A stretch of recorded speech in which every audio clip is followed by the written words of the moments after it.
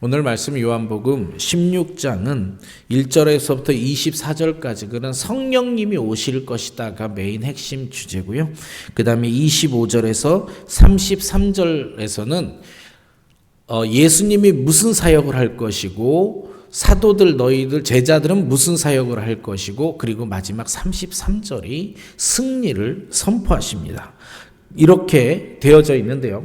요한복음 16장을 전체적으로 이해하고 우리가 성경을 흐름 따라서 보려면 14장부터 오늘 16장까지 무슨 내용으로 이루어지는지를 쭉 훑어보아야 합니다. 이유가요. 오늘 지금 하고 있는 요한복음의 8가지 예수님의 큰 설교가 있는데 오늘 설교는 마지막으로 하시는 설교의 말씀입니다. 그래서 곧 죽음을 이제 십자가에 매달려 죽이시기 전 마지막 설교다 이렇게 생각하시면 됩니다. 이 마지막 설교를 위해서 쭉 어떻게 달려오셨냐면요. 14장에 보면요.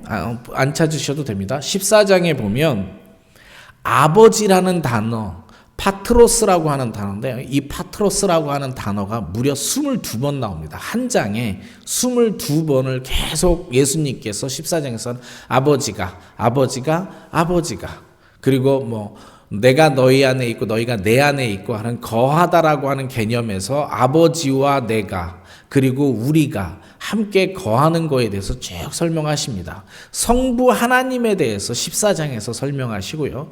15장에서는 내가, 나는, 그 다음에 나의 이런 식으로 나자라고 하는 단어는 제가 이렇게 20몇 번 세다가 반도 더 안 되는데 너무 많이 써서 끝까지 안 셌습니다. 다 꼼꼼하게 체크해야 되니까 안 셌는데 계속 내가, 나는 이라는 에임이라는 단어를 계속 씁니다. 에이고로 해가지고 쭉 나오는데 이거는 자신이 성자 하나님에 대한 이야기입니다. 그러니까 한번 보세요. 제가 흐름을 이야기한 건 아버지에 관해서 쭉 설명했어. 아들에 관해서 설명했어요. 그러면 이제 오늘 나와야 될 게 성령님에 관해서 이야기를 하는 겁니다. 그래서 성부, 성자, 성령님이 어떤 사역을 하시는지 쭉 설명을 하시는데 우리가 특히 제가 교회를 오랫동안 다녔어도 사역이라는 단어를 들으면 이런 생각을 많이 합니다. 무슨 일을 많이 생각합니다. 사역, 미니스트리, 그래 뭔가 일이야 막 하고 읽으면 그런 일은 별로 설명하지 않고요. 하시는 말씀은 아버지와 함께 드웰링이라고 하는 거하다.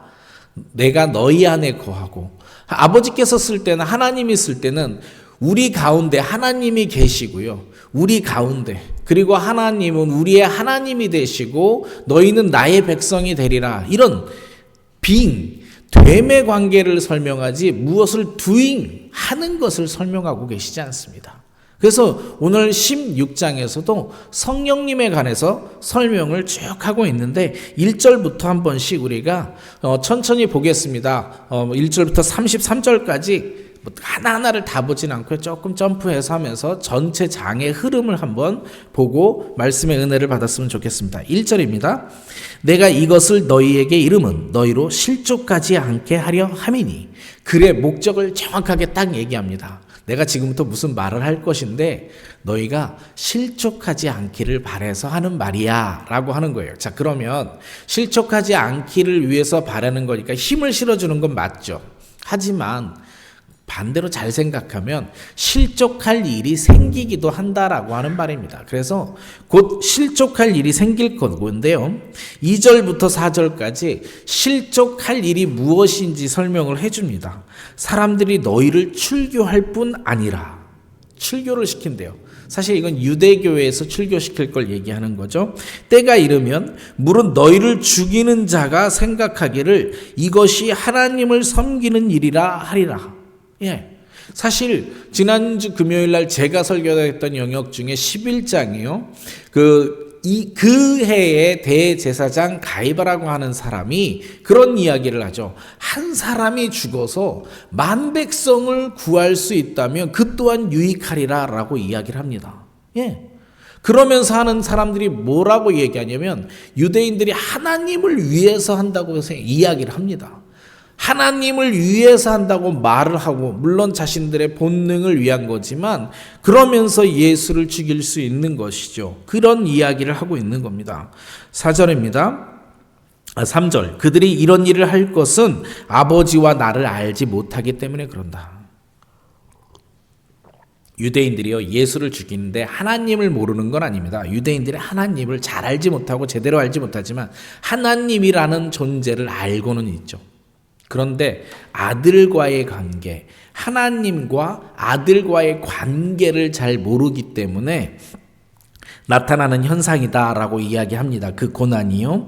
4절 오직 너희에게 이 말을 한 것은 너희로 그때를 당하면 내가 너희에게 말한 이것을 기억나게 하려 함이요 처음부터 이 말을 하지 아니하는 것은 내가 너희와 함께 있었음이라. 이렇게 얘기합니다. 이렇게 지금 고난이 있을 거고 환난이 있을 거고 실족할 일이 있을 것인데 이것을 처음부터 하지 않는 것은 내가 너희와 함께 하고 있기 때문이다 라고 이야기를 하고요. 그 다음에 이런 일이 있는 이유를 5절부터 설명합니다. 지금 내가 나를 보내신 이에게로 가는데 너희 중에 나더러 어디로 가는지 묻는 자가 없고, 너희 중에 나더러 어디로 가는 자가 묻는 자가 없답니다. 여러분, 여러 번 얘기하고 여기 처음 듣는 분도 계시겠지만 저는 성경과 과학을 공부해서 기독교 변증을 하려고 노력을 하는 사람입니다. 그런데 인간은 모든 질문이 쭉 오면 어떤 질문으로 모두 귀결되냐면 이겁니다. 세상은 왜 있나? 세상이라는 게 어디로부터 와서 어디로 가나를 가장 인간의 궁극적인 질문입니다. 인간이 왜 존재하고 이 세상은 왜 살고 이런 겁니다. 그런데 그거 아십니까? 우리가 어디서 와서 어디로 가는지를 아는 사람은 아무도 없다라는 겁니다. 세상에 이걸 아는 사람은요, 아무도 없어요. 그러니까 제가 그 청소년들하고 기독교 변증을 할 때 진화론이 아무리 무서운 것 같아도 진화론이라고 하는 태초의 세상이 어떻게 생겼는지를 설명할 수 있는 사람이 없습니다. 추측입니다. 그러니까 우리는 어디로부터 와서 어디로 가는지 모르는 존재인데 예수님은 before the beginning, 태초 전부터 하나님과 함께 계셨어요. 말씀으로.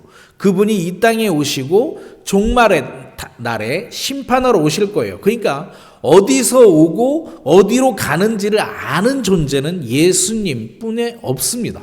그러니까 예수님께서 나는 어디서 오고 어디서 가는지 아는 존재인데 너희들은 그거에 대해서 도대체 궁금해하지 않고 물어보지 않는구나 라고 하는 겁니다. 좀 제자들이 생각이 빗나가고 있음에 대해서 설명을 하는 거죠. 6절입니다. 도리어 내가 이 말을 함으로 너희의 마음에 근심이 가득하도다. 내가 사실은 진리를 말하고 있는데 내가 어디로부터 오고 어디로 가는지 세상의 진리를 말하고 있는데 너희는 오히려 내가 환난이 있고 근심거리가 있고 실족해 할 것이 올 것에 대한 근심을 하는구나 라고 이야기를 합니다. 지금은 이해하지 못하고 있다는 얘기기도 하죠. 이해를 했으면 어디서부터 어디로 온다라고 하는 진리를 알게 된다면 이해를 했겠죠. 이해를 못하고 있는 겁니다. 제자들이요. 7절입니다. 그러나 내가 너희에게 실상을 말하노라. 내가 너희를 떠나가는 것은 너희에게 유익이라. 내가 떠나가지 아니하면 보혜사가 너희에게로 오시지 아니할 것이요. 가면 내가 그를 너희에게 보내리라. 보내리니 이럽니다. 자, 이거요. 맞는 말이죠. 만약에 예수님께서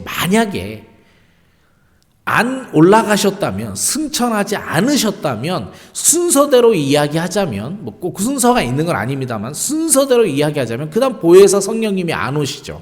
그러면 어떻게 될까요? 예수님을 접할 수 있는 복음의 영역이 대단히 가나안 땅이나 거기서 조금 넓어지는 쪽으로 아주 복음의 확산이 느리게 이루어질 겁니다. 그러나 성령님께서 영이 오셨기 때문에 전 세계 모든 사람들한테 동시다발적으로 복음이 전해질 수 있는 것이죠. 그래서 성령님을 보내기 위해서 예수님께서 가신 겁니다. 그리고요, 8절부터 그 사역에 대해서 이야기를 합니다. 그가 와서 죄에 대해서, 의에 대해서, 심판에 대해서 쭉 이렇게 설명을 하십니다. 예수님께서 이제 무슨 일이 일어나실 것이다 라고 이야기를 하는 겁니다. 그래서 진짜로 우리가 또 고민해야 될 것은 13절입니다. 13절에 보면 그러나 진리의 성령이 오시면 그가 너희를 모든 진리 가운데로 인도하시리니. 예, 진짜 맞죠. 자, 여기서 한번 고민해 보세요. 여기서 이제 우리가 고민할 겁니다. 인간 중에는 어디로부터 와서 어디로 가는 자는 하나도 없습니다. 그런데 우리는 알고 있죠. 우리는 태초에 하나님께서 세상을 창조하시고 그분이 우리를 지으신, 우리는 어디로부터 기원했는지 시작을 알고 있죠. 또 하나, 우리는 어떻게 될 것인지, 천국에 갈 것인지, 하나님의 나라에 갈 것인지, 아니면 지옥에 갈 것인지 끝을 알고 있죠. 그런데 여러분, 우리가 알고 있는 건가 이게요? 사실은 뭐 하는 건가요? 믿는 거죠. 인간의 능력으로 알 수 없는 이것을 우리는 믿는 겁니다. 제가 아는 것이 아니라 믿는다고 이야기를 하고 있는 겁니다. 그것을 우리가 어떻게 믿을 수 있냐면 한번 잘 과거를 돌이켜 기억해 보세요. 우리가 믿는 것은 성령님이 우리에게 임재했기 때문에 이것이 믿어지는 겁니다. 성령님이 우리와 함께 했기 때문에. 그래서 13절의 말씀이 예수님께서 남기신 이 말이 이루어지고 있다라고 하는 것이 우리 여기 앉아있는 우리가 모두가 증거입니다. 그러나 진리의 성령이 오시면 그가 우리를 모든 진리 가운데로 인도하시리라. 그래서 우리는 진리를 믿는 것입니다. 그것을 안다고 표현을 하시죠.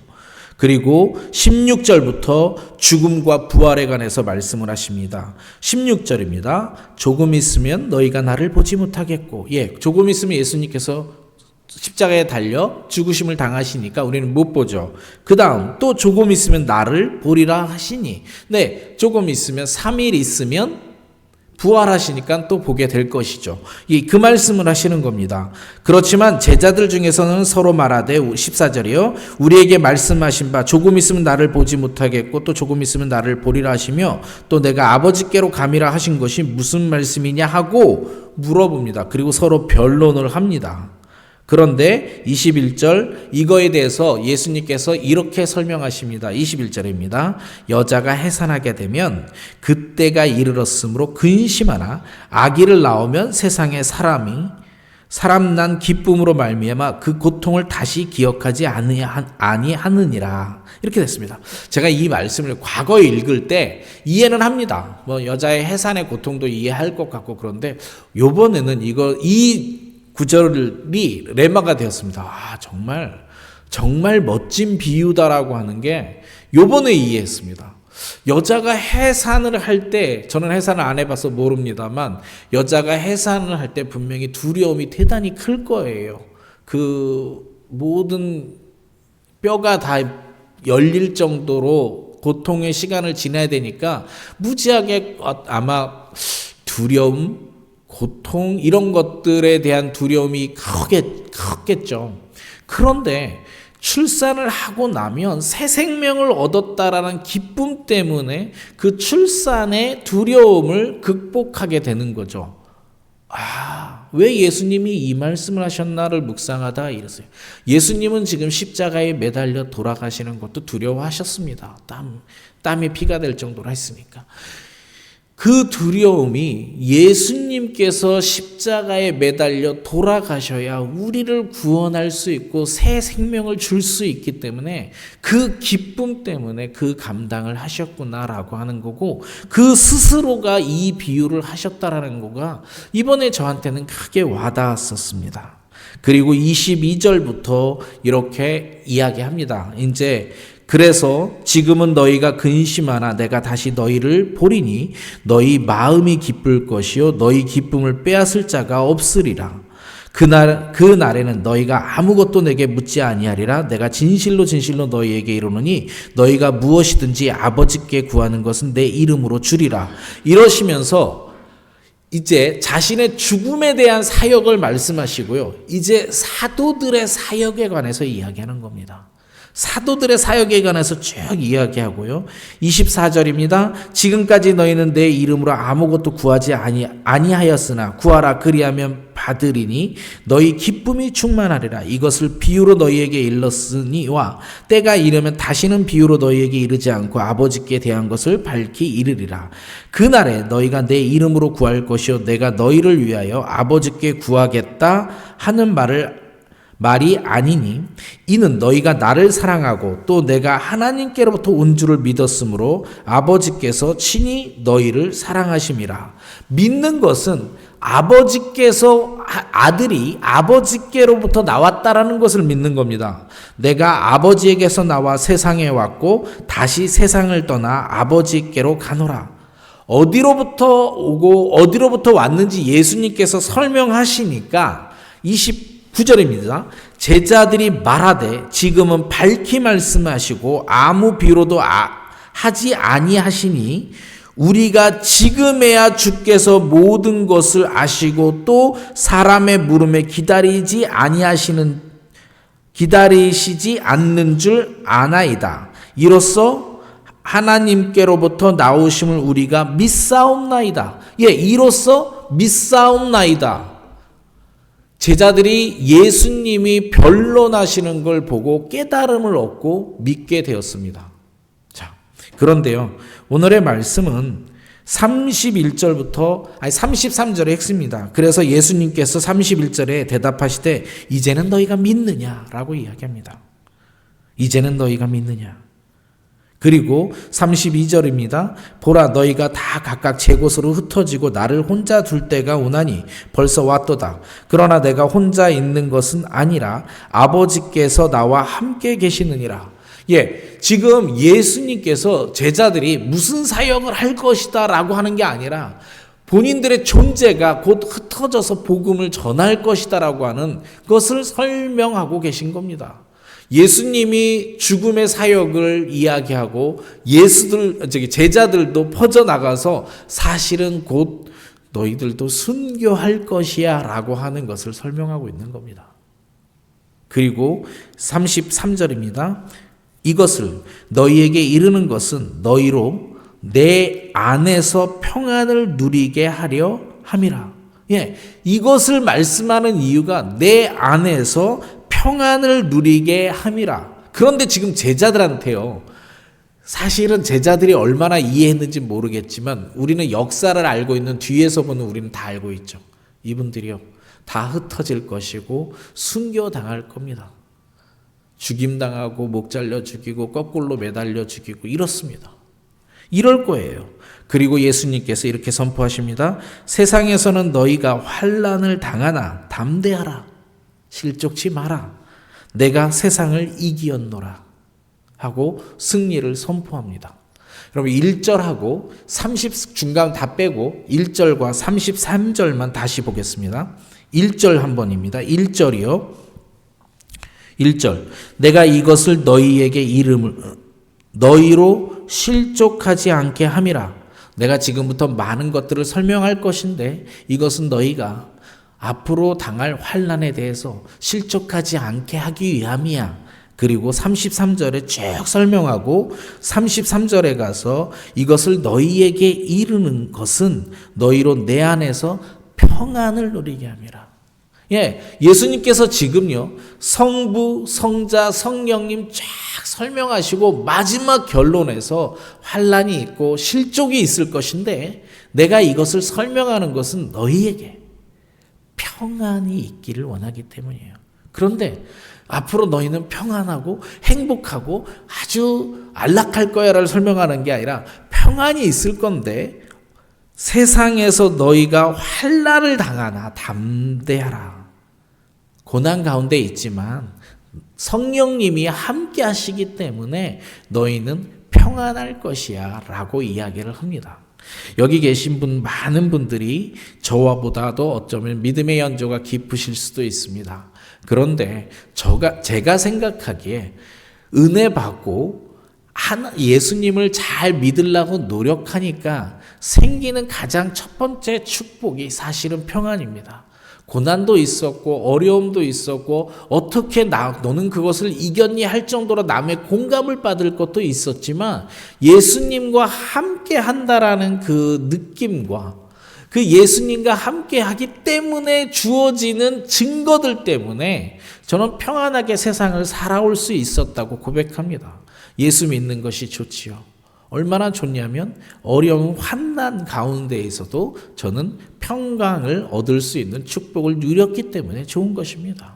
네, 오늘 아침에요. 우리가 이런 것들을 한번 고민해 봤으면 좋겠어요. 예수님께서 예수 믿는 것에 대해서 환난과 고난과 실족할 일이 있다고 예언해 주시지만 담대하라. 성령님이 함께 하시면 너희는 평안을 얻을 것이다. 그리고 마지막 절 마지막 마디요. 내가 세상을 이겼노라. 그분이 세상을 이겼어요. 그분이 세상을 이겼기 때문에 내가 세상 속에서 아무리 환난과 어려움이 있어도 내 안에 평강을 잃어버리지 않을 수 있는 겁니다. 성령님이 계시기 때문에. 네, 오늘이요. 우리는 16장을 쭉 보면서 예수님께서 예언해 주신 것, 예수님을 믿다 보면 고난과 환난이 있을 것이다. 그러나 담대하라. 성령님과 함께 너희에게 평강을 끼치겠노라. 그리고 마지막으로 내가 승리하였다. 세상을 승리하였다. 이 세상을 승리하신 예수님을 소유하는 아침이 되었으면 좋겠습니다. 함께 말씀을 놓고 기도하겠습니다.